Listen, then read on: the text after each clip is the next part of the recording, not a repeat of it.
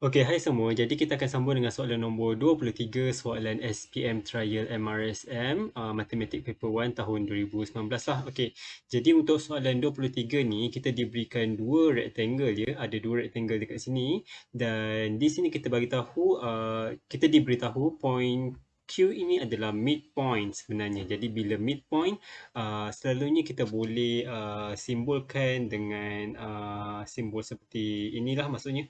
Okay, maksudnya dia sama panjang. Jadi kalau ini P tambah 4, jadi ini pun also will be P plus 4 cm lah. Okay, seterusnya kita juga diberitahu bahawa 2 PU sama dengan 3 UT. Okay, jadi kita akan guna maklumat yang diberi nanti dan basically kita juga ada lagi maklumat yang kita diberitahu in which perimeter PRST adalah 84 cm. So PRST, perimeter dia 84 dan basically soalan just minta kita untuk cari area lah, keluasan bagi kawasan berlorek shaded region ni. Jadi apa yang kita akan buat selalunya, okay, for this question, okay, bila kita nampak apa yang soalan minta, basically soalan minta kita cari area kan, jadi first of all kita akan tulis dulu apa yang kita faham tentang area lah, in which dalam case ni ataupun keluasannya, area ni sama dengan base, okay, base darab dengan height lah, okay. Okay, jadi dalam case ni kita tahu base kita adalah PQ, okay. PQ ke nak guna UV ke tak kisah sebab dia sama panjang lah, should be okay. Dan height, okay, ketinggian kita. Dalam kes ni kita boleh guna PU ataupun QV lah, jadi saya guna PU je.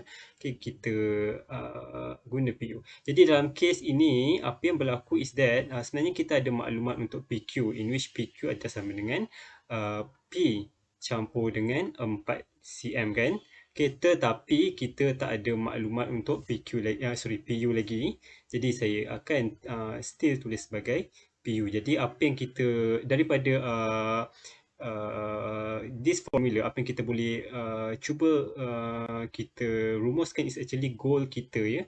Kita punya goal is actually ada dua lah. Kita nak cari P sama dengan berapa and also kita nak cari uh, ketinggian PU sama dengan berapa. Jadi kita akan gunakan maklumat yang diberikan di sini. First of all saya nak guna maklumat ni lah, iaitu perimeter PRST sama dengan 84 cm. Okey, sebelum tu apa kata kalau kita tengok dulu gambar rajah ini ya. Okey, bila kita nampak ataupun kita diberi maklumat berkenaan dengan rectangles ataupun segi empat tepat, kita kena tahu ya kalau di sini 20 cm. Okay, panjang the whole thing also would be 20 cm lah. Okay, okay, the same thing for this one untuk TS ataupun ST ni. Okay, panjang dia is actually should similar to this one lah. Jadi dalam case ni dia punya kepanjangan adalah P campur 4 campur P campur 4 lah, in which dalam case ni kita tahu dia adalah 2 P tambah 4 lah. Okay, sebab dia dua kali kan.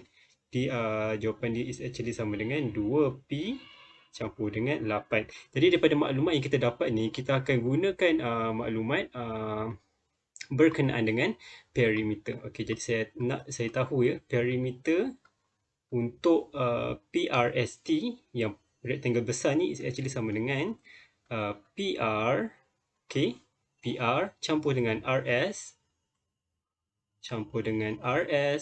okay, campur dengan ST,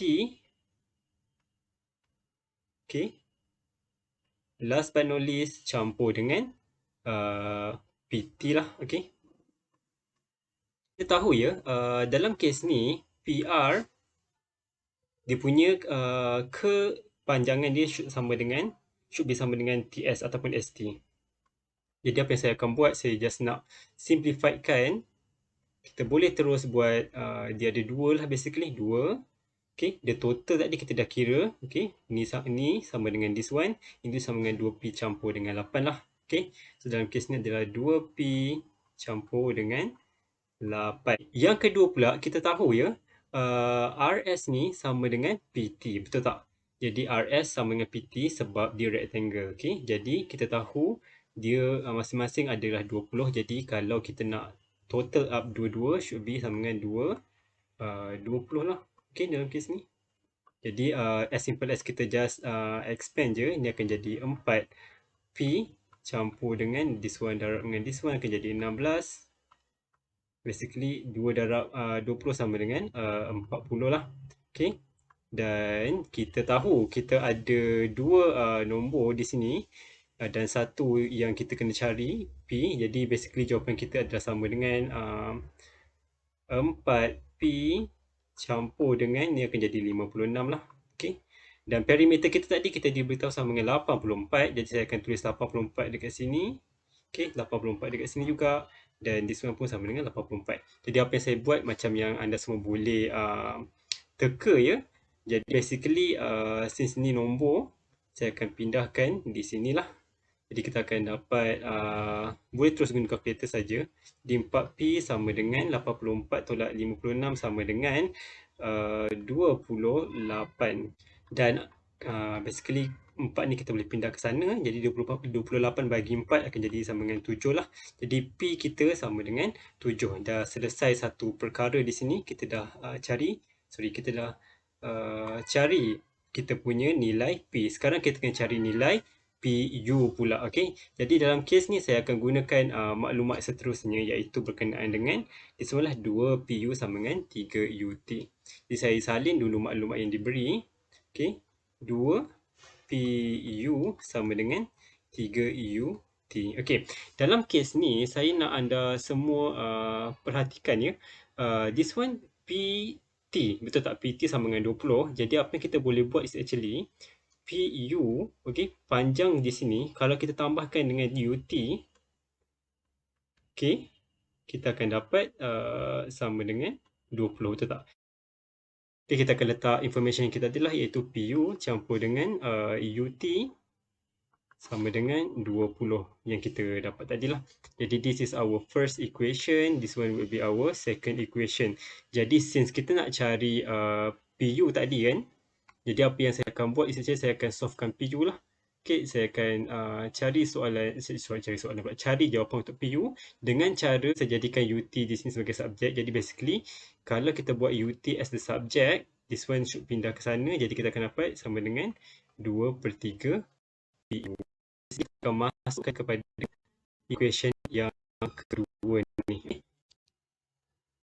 Okey, jadi daripada equation yang kedua ni, kita tahu kita ada PU sama dengan UT kita sekarang 2/3 PU. Okey, 2/3 PU sama dengan 20. Jadi kita akan dapatlah, yang ni should be sama dengan 1/1.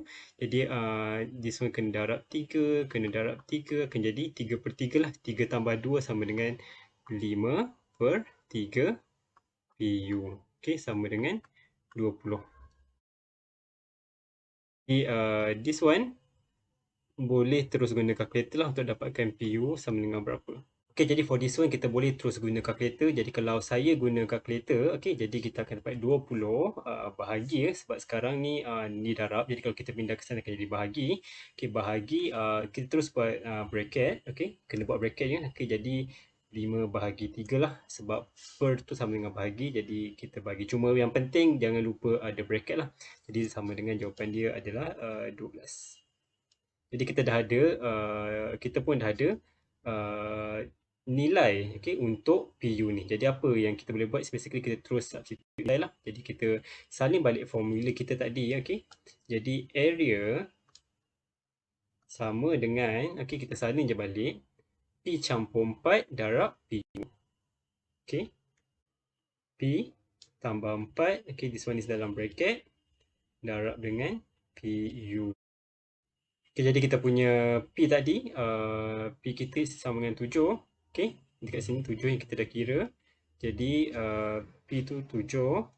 Okay, 7 campur dengan 4. Darab dengan PU kita adalah 12 lah. Okay, jadi boleh terus guna calculator.